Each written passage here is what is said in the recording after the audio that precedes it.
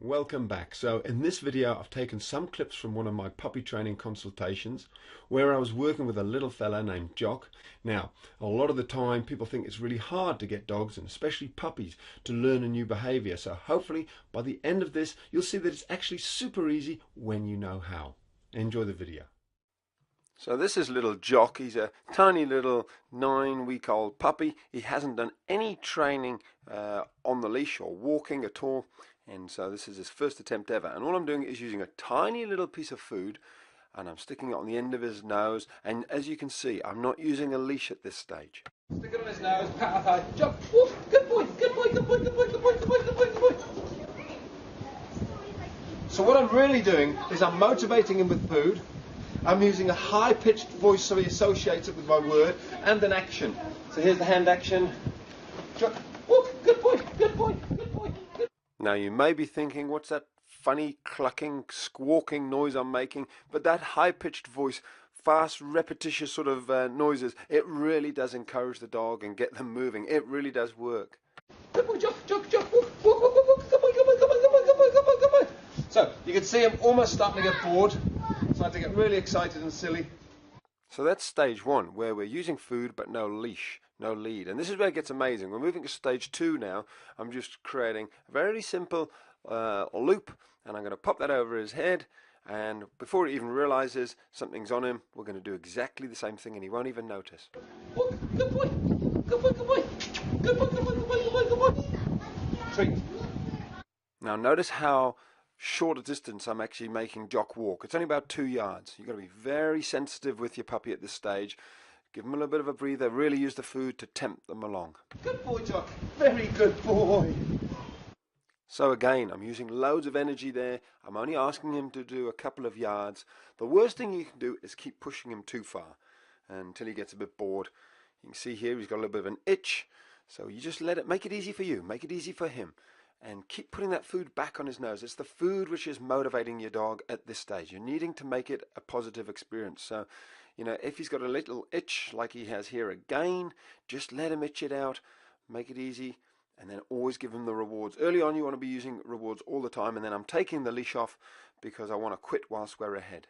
Now there's a bit of wind interference here, so I'll just voice over this bit. But all I'm saying is you want to take this off him before he gets stressed with the sort of leash around his neck, so that he then starts to associate with a positive look. I put it back on him and he thinks, oh, we're doing more of that great training where I get a little treat. Now this is what happens if you do too much. You see how he started to turn and bite it?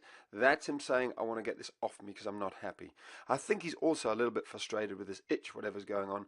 But you could just see the start of him starting to say, I don't want to do this anymore, so let's quit whilst we're ahead. It's a really, really important point.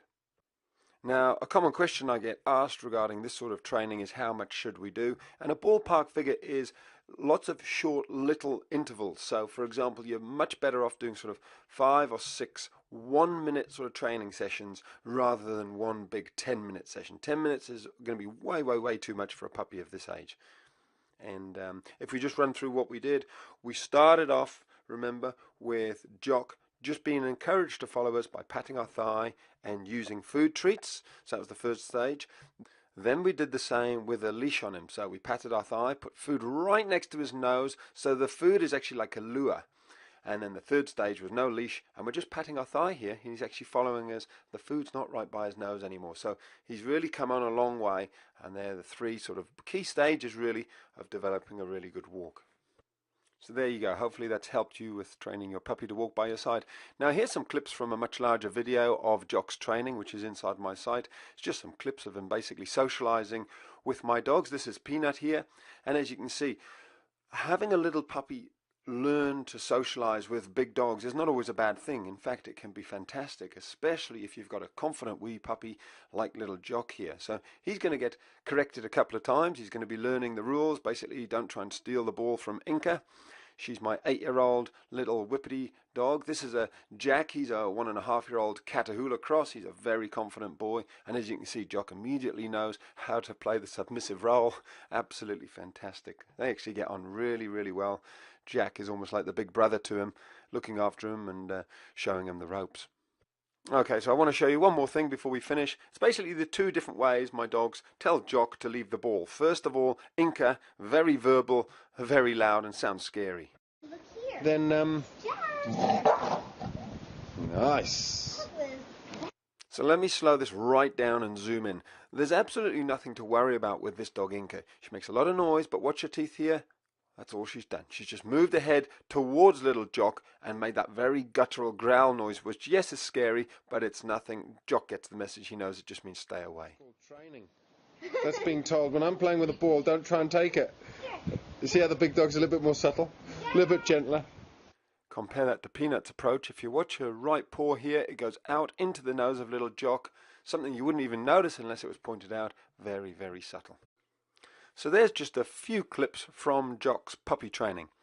Do get your puppy socialized as early as possible, and you can use larger, older dogs if they're well trained and well behaved. And as you can see from little Jock, he hasn't been bothered at all by the growling that he received. There was no intention to hurt him. So remember, if your puppy gets told to stay away in that sort of manner, don't worry, don't panic. Your puppy will understand it. The last thing you want to do is overreact. Just stay calm, and as you can see, Jack's training him up, and Jock's having a great little time with him. So there you go, some simple tips on getting your puppy to learn to walk next to your side. Basically start without a leash, just use food, develop your high-pitched little voice, and pat your thigh, give them that verbal cue. And of course, always remember, keep it simple and quick whilst you're ahead. Basically do lots of little sessions rather than one big long training session. So how cute was that? Now, if you've got a new puppy, or if you enjoyed that short clip, then you'll be very pleased to know that I've actually captured on video the raising of one of my puppies called Moses from 8 weeks of age right through to 8 months old, and I've created a complete step-by-step puppy training program called Project Moses. If you're interested, then I'll let you know where you can find out more about it at the end of this series. Tomorrow we're looking at something completely different, dog aggression. So make a mental note of that, have a great day, and let's catch up then.